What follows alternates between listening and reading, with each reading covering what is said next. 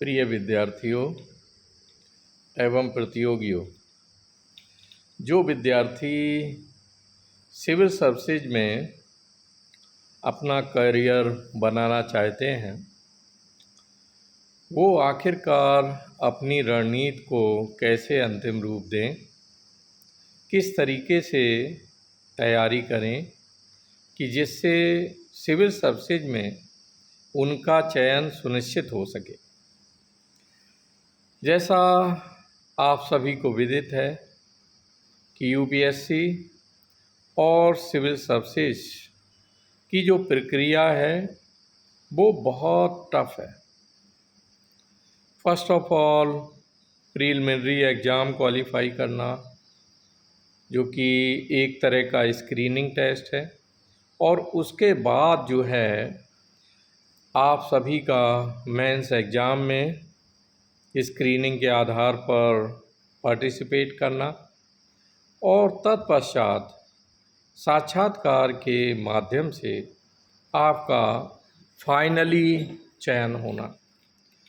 तो इसके लिए बेहतर है कि यूपीएससी में जो भी परीक्षार्थी अपीयर हो रहे हैं वो कम से कम 2 या 3 स्टेट का पीसीएस, आरएएस, पीएससी यानी स्टेट सिविल सर्विसेज में भी फॉर्म अप्लाई करें। इसका लाभ ये होगा कि आफ्टर ऑल एक वर्ष में हमें 3 से 4 जो है प्रीलिमिनरी एग्ज़ाम देने का मौका मिलेगा, और ये संभव है कि जब हम 4 एग्ज़ाम्स में पार्टिसिपेट करेंगे तो ऐसी कंडीशन में हमारा 2 या 3 स्थान पर या इवन एक ही स्थान पर हमें मेंस देने का चांस मिल सकता है। दूसरा, हम ये पाएंगे कि हमारी प्रिपरेशन में एक कंटिन्यूएशन बना रहेगा, एक निरंतरता बनी रहेगी। चूँकि अगर यूपीपीसीएस का फॉर्म मई में होता है तो इन दैट केस जून में हमारा यूपीएससी का एग्ज़ाम होगा। फिर हम ये पाएंगे कि जुलाई वगैरह में हमें उत्तराखंड का एग्ज़ाम देने को मिल सकता है, और इसी कंटिन्यूएशन में आरएएस का भी एग्ज़ाम हो सकता है।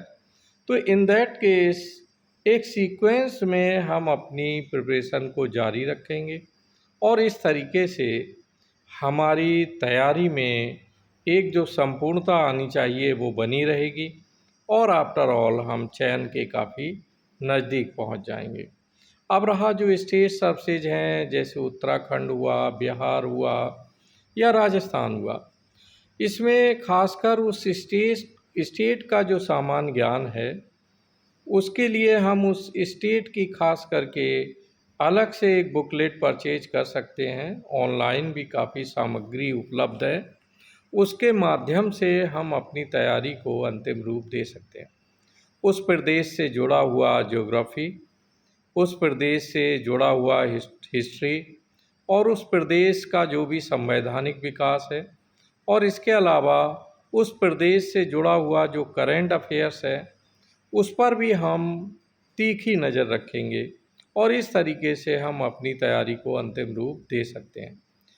तो प्रिय परीक्षार्थियों, यहाँ आपको ये ध्यान देना है कि अगर आप केवल एक एग्ज़ाम की तैयारी के भरोसे बैठे रहते हैं तो ये पैरों पे कुल्हाड़ी मारने के समान है कि आफ्टर ऑल 1 ईयर में एक अटेम्प्ट आप दे रहे हैं और फिर उसके बाद मेंस के रिजल्ट का, इंटरव्यू का आप वेट कर रहे हैं।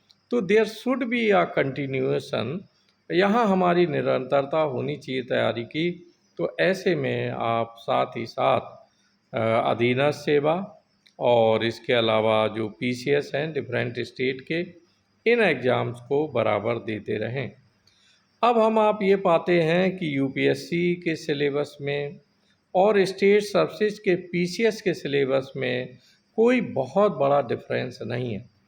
जनरल स्टडी आलमोस्ट सेम ही है, और इन दैट केस कहीं पर ऑप्शनल है, जैसे हम यूपीपीसीएस में देखते हैं, तो उन्होंने ऑप्शनल को प्री में हटा करके और बाकायदे यूपी का सामान्य ज्ञान एक पेपर रख दिया है। तो ऐसी कंडीशन में हमें एक विस्तार मिलेगा तैयारी में। तो आप ये देखें कि एक क्लियर कट स्ट्रेटजी हमारी होनी चाहिए और there should be a clear cut routine also. एक आप रूटीन को फॉलो करें कि कितने घंटे पढ़ना है और क्या मुझे जीएस की पहले तैयारी करना है या आफ्टर ऑल हमें पहले ऑप्शनल की तैयारी करना है। और there should be a time bond also कि हम एक समय सीमा निर्धारित कर दें कि अगले 1 माह में या 1.5 माह के अंदर हमें ज्योग्राफी को कंप्लीट करना है, world geography and Indian geography. और इसके बाद अगले 1 या 1.5 माह का समय हम जो है दे सकते हैं हिस्ट्री को। इसी तरह पॉलिटी सेक्शन है, उसको भी हम 1-1.5 माह का समय दे करके उसकी तैयारी कर सकते हैं। और साथ ही साथ इकॉनमी वाला पार्ट है, दत्ता एवं सुंदरम, या पीडी का जो भारतीय अर्थव्यवस्था का पार्ट है, या भारत सरकार के प्रसारण मंत्रालय द्वारा निकलने वाला जो वार्षिकांक है इंडिया, उसका भी हम अध्ययन कर सकते हैं। तो इस तरीके से आप देखें कि अर्थव्यवस्था को भी हमें 1 से 1.5 माह का समय देना चाहिए। और आफ्टर ऑल यहाँ एक प्रश्न ये उठता है कि हम अपनी तैयारी को इंटेंसिव रखें या एक्सटेंसिव रखें। तो मेरा ये सुझाव है कि प्रीलिमिनरी एग्ज़ाम के लिए हमारी जो स्टडी है दैट शुड बी एक्सटेंसिव, कि उसको हमें विस्तार लेकर तैयारी करना है। क्योंकि जनरल स्टडी प्री में अंडर द सन, सूरज के नीचे, आसपास, ऊपर नीचे जो भी चीज़ें हैं, पॉलिटिकल या different kind of general knowledge से रिलेटेड चीज़ें, समसामयिकी, ये सारा एक बृहद एरिया है। तो ऐसी कंडीशन में हमारा यहाँ जो तैयारी का रूप हो वो दैट शुड बी एक्सटेंसिव, कि हमें एक्सटेंसिव स्टडी करनी है प्री के लिए।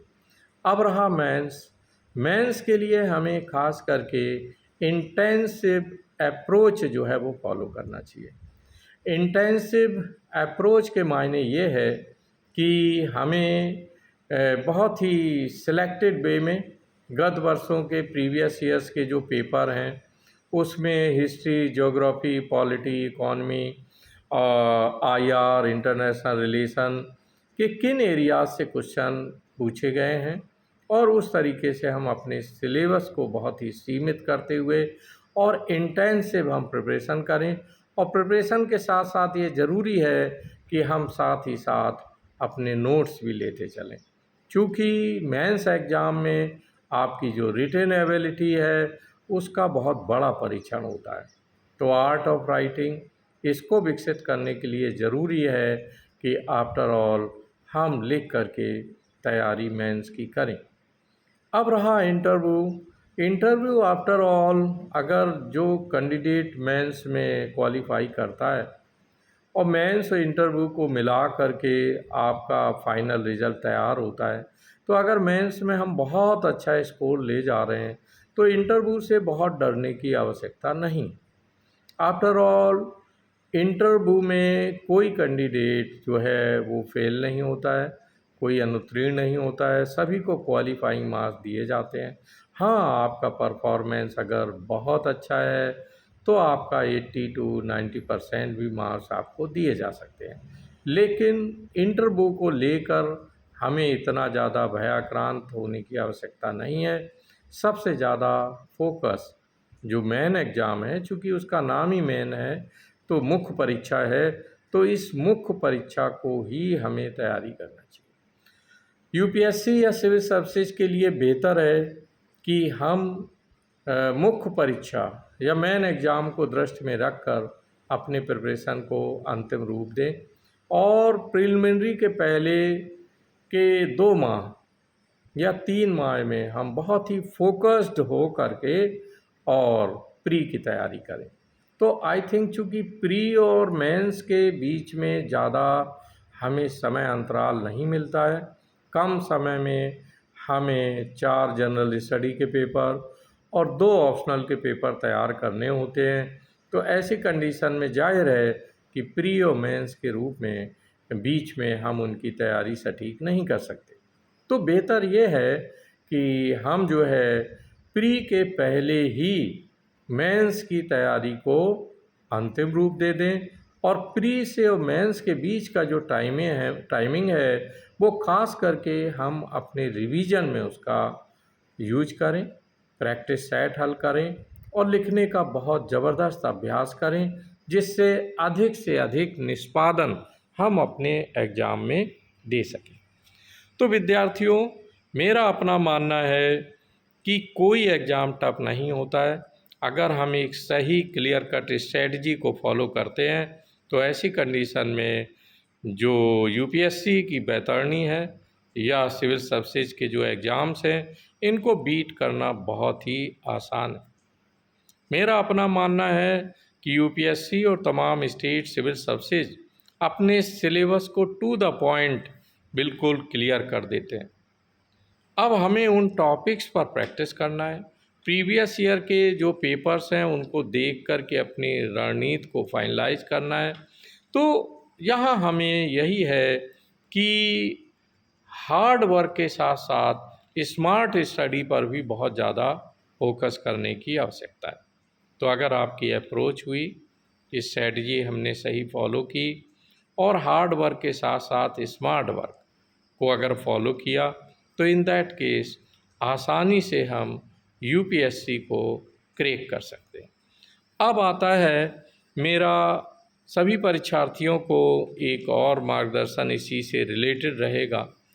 चूँकि यूपीएससी और सिविल सर्विसेज का एग्ज़ाम काफ़ी टफ एग्ज़ाम रहता है, इन दैट केस कि वर्ल्ड के जो टफेस्ट एग्ज़ाम हैं, चूँकि बहुत ज़्यादा डिसिप्लिन की आवश्यकता होती है। टफेस्ट मीन्स ये है कि 1 ईयर का लॉन्ग प्रोसेस आपको फॉलो करना होता है, और उसमें अगर आप में सेल्फ डिसिप्लिन नहीं है तो इन दैट केस इसे क्रैक नहीं किया जा सकता। तो आफ्टर ऑल हमें ये देखना है कि क्या यूपीएससी के साथ साथ हमें कोई बी ऑप्शन भी रखना चाहिए कि बाय द वे मेरा यूपीएससी और पीएससी में चयन नहीं होता है, तो ऐसी कंडीशन में बी ऑप्शन क्या हो सकता है। तो मेरी एडवाइस ये है कि आप लोग अगर यूजी किए हुए हैं तो आप पीजी कर लें, मास्टर डिग्री कर लें। बेहतर ये होगा कि सोशल साइंस के किसी सब्जेक्ट जैसे political science, geography, history, economics, इन सब्जेक्ट में से किसी एक सब्जेक्ट में आप पीजी कर लें और उसी को आप अपना यूपीएससी में ऑप्शनल बना लें। और बेहतर ये होगा कि इसी से आप नेट, यूजीसी नेट का एग्ज़ाम क्रैक कर लें, इसको क्वालिफाई कर लें। तो इससे क्या होगा कि अगर आप नेट के एग्ज़ाम में हाई मेरिट ले जाते हैं तो आपको जेआरएफ, जूनियर रिसर्च फेलोशिप मिलने लगेगी, और ये जूनियर रिसर्च फेलोशिप जो है यूपीएससी की तैयारी में आपको बहुत ज़बरदस्त सपोर्ट देगी कि फाइनेंशियली अराउंड 50,000 के आसपास आपको जेआरएफ मिलने लगेगा पर मंथ, और टिल 5 इयर्स तक ये आपको सपोर्ट करेगा। तो ऐसी कंडीशन में आपका जो कॉन्फिडेंस लेवल है वो बहुत अच्छा रहेगा। और आप अगर बाय द वे यूपीएससी में चयनित नहीं हो पाते हैं, पीएससी में नहीं हो पाते हैं, क्योंकि कंडीशन ये है कि 18 लाख 20 लाख कैंडिडेट अपीयर होते हैं और फाइनली 1000 के आसपास सेलेक्ट होते हैं, तो इसमें तो कोई दो राय नहीं कि कंपटीशन बहुत ज़्यादा होता है, एक अनार 100 बीमार। तो ऐसे में हमें अपना बी कैरियर ऑप्शन भी तैयार रखना चाहिए। और मेरी समझ में एकेडमिक में ख़ासकर मास्टर डिग्री के बाद अगर आप नेट एग्ज़ाम बीट कर देते हैं तो असिस्टेंट प्रोफेसर बनने की एलिजिबिलिटी वो आपके पास आ जाती है। तो अगर by the way civil services में आपका चयन नहीं होता है तो ऐसे में आसानी से आप एकेडमिक में एज ए असिस्टेंट प्रोफेसर अपने कैरियर को अंतिम रूप दे सकते हैं। तो चलिए आगे के वीडियोज़ में आपके साथ यूपीएससी और अदर कॉम्पिटिशन्स को लेकर के आपका और मार्गदर्शन को लेकर मैं वीडियो बनाऊंगा। अगर ये वीडियो आपको अच्छा लगा हो तो ज़रूर इसे लाइक करें, अपने दोस्तों में शेयर करें और मेरे यूट्यूब चैनल को सब्सक्राइब कर लें।